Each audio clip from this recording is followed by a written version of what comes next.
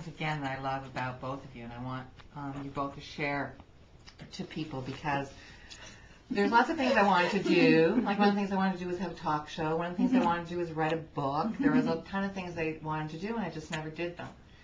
And I trot off to San Francisco, and here I meet the two of you, and I'm part of a book and part of a TV show. And so you're great inspiration. So how did you, because we all have roadblocks in our way when we're trying to get our vision and trying to get our dreams and creating our legends.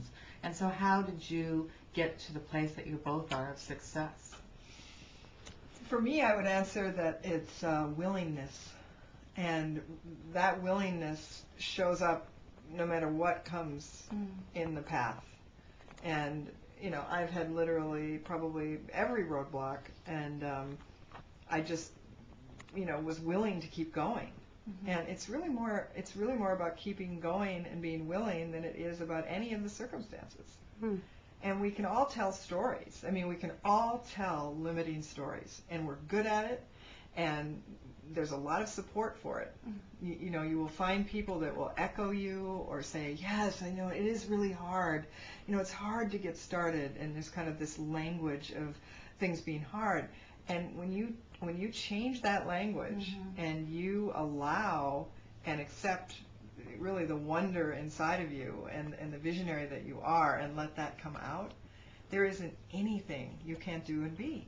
And this is the part we keep on forgetting when we're telling those when we tell those limiting stories, it's a perfect ending point, because then also it's a hiding place, because we're not being called to our highest self or our purpose. We're staying in the hiding place.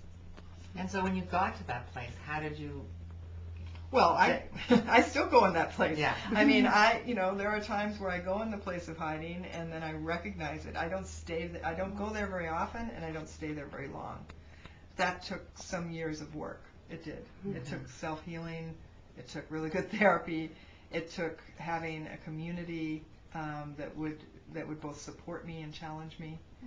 And it took it took the acceptance of greatness, really. What are the most alive choices, and why am I not making them, and why, let's make them. I'm into that. Shiloh, and you? Yeah, I want to echo the willingness, and that I would say that my greatest gift is actually not quitting.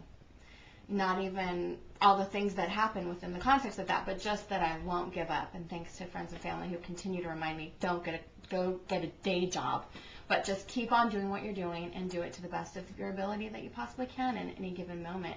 And so for me, everything that I've done has arisen out of a desire to bring healing and transformation. And I started about 13 years ago through learning about the suffering of women and children in the world, and asking myself, what can I do to be a remedy to that?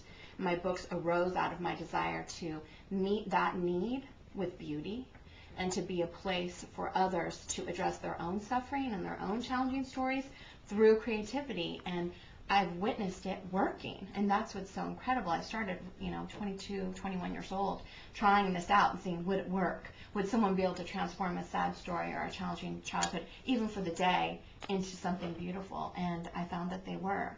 And so my work has fully arisen out of my desire to touch the suffering and transform it in a lasting way, and for creativity to be a spiritual practice, and to make that available. And me making it available is my practice. My paintings and my writings, those are all offerings that are on the altar of creation, and then it inspires others. And creativity can be anything, as you said, whether it's planting a garden, whether it's making a soup, having a child. And treating all of those things as if they are creative. I think the difference, what makes a magical soup or a transformation soup, is that you call it that. And so when you're making whatever it is, whether it's a painting or a poem or a conversation or making love or whatever, if you call it what it is, like, I'm doing this with this intention, I'm bringing this love and awareness to it, that's how it becomes transformed and becomes what it truly is. Well, thank you both for transforming the world and us and me, and for being here. I love you both so much. Oh, thank you. Thank you. And everybody, come and see them at the Bountiful Conference in Healdsburg on October 23rd, 24th, 25th, and 26th.